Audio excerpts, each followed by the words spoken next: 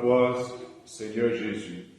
Crée en moi un cœur pur, mon Dieu. Rends-moi la joie d'être sauvé. Gloire, louange à toi, Seigneur Jésus. Le Seigneur soit avec vous. Et avec votre esprit. Évangile de Jésus-Christ selon Saint Jean. Gloire à toi, Seigneur. À l'occasion d'une fête juive, Jésus monta à Jérusalem. Or, à Jérusalem, près de la porte des brebis, il existe une piscine qu'on appelle en hébreu Bethsada. Elle a 5 colonnades sous lesquelles était couchée une foule de malades, aveugles, boiteux et impotents. Il y avait là un homme qui était malade depuis 38 ans. Jésus, le voyant couché là, et apprenant qu'il était dans cet état depuis longtemps, lui dit, « Veux-tu être guéri ?» Le malade lui répondit, « Seigneur, je n'ai personne pour me plonger dans la piscine au moment où l'eau bouillonne, et pendant que j'y vais, un autre descend avant moi. » Jésus lui dit, « Lève-toi, prends ton brancard et marche. » Et aussitôt l'homme fut guéri. Il prit son brancard et marchait. Or, ce jour-là était un jour de sabbat. Les Juifs dirent donc que cet homme que Jésus avait remis sur pied, c'est le sabbat. Je vais juste répéter cette phrase. Les Juifs dirent donc que cet homme que Jésus avait remis sur ses pieds, c'est le sabbat. Il n'était pas permis de porter ton brancard. Il leur répliqua, c'est lui qui m'a guéri, c'est lui qui m'a dit, prends ton brancard et marche. Ils l'interrogèrent, quel est l'homme qui t'a dit, prends ton brancard et marche? Mais celui qui avait été rétabli ne savait pas qui c'était. En effet, Jésus s'était éloigné, car il y avait foule à cet endroit. Plus tard, Jésus le retrouve dans le temple et lui dit, « Te voilà guéri, ne pêche plus, il pourrait arriver quelque chose de pire. » L'homme partit annoncer aux Juifs que c'était Jésus qui l'avait guéri.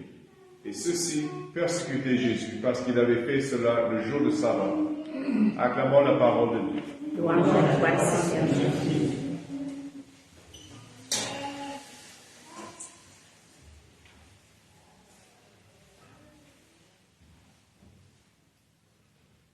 Il nous reste à peu près 2 semaines et quelques avant Pâques.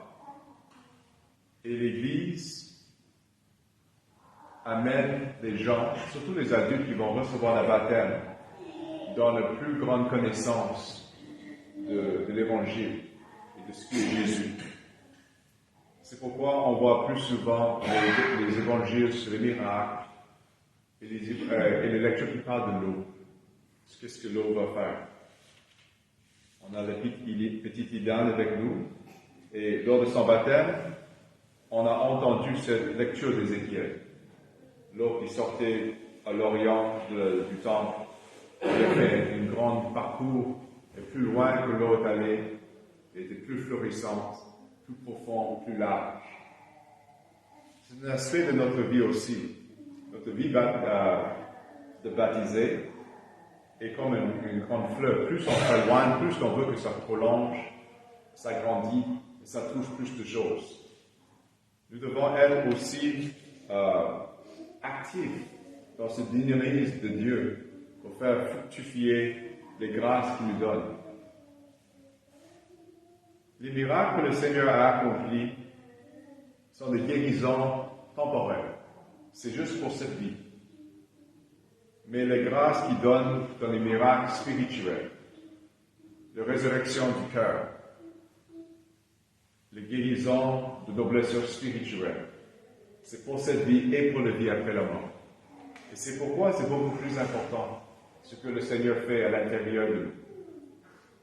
Il veut nous éloigner de notre égoïsme, de nos péchés. Il veut faire une transformation. Il veut qu'on découvre plus cette liberté. Les pharisiens, peut-être à nos yeux, à nos oreilles, ça semble vraiment bizarre. Pourquoi ils sont tellement figés? Ils insistent, il faut suivre le jour de sabbat, il faut suivre la règle. Parce que, comme dans plusieurs religions, ils voient l'aspect que les règles donnent une certaine cadre, une certaine identité. Vous suivez les règles, vous êtes juif. Vous êtes enfants d'Abraham, disciples de Moïse. Vous plaire à Dieu. Jésus tente d'expliquer que la règle doit avoir quelque chose à l'intérieur, c'est l'amour, c'est la charité, c'est la présence de Jésus à l'intérieur de la règle. Et si vous comprenez ça, vous avez raison de suivre la règle, parce que vous complétez tout ce que Dieu veut accomplir. Suivre une règle sans amour, on arrive à critiquer les miracles de Jésus. On critique le bien que Dieu accomplit dans la vie de quelqu'un parce que on ne comprend pas ce que Dieu veut faire avec ça. Le jour de sabbat, c'est pas juste inactivité. Dieu n'était pas fatigué quand il s'est reposé. Il voulait se contenter de la splendeur de sa création et qu'il invite la création à connaître sa perfection spirituelle, sa perfection divine.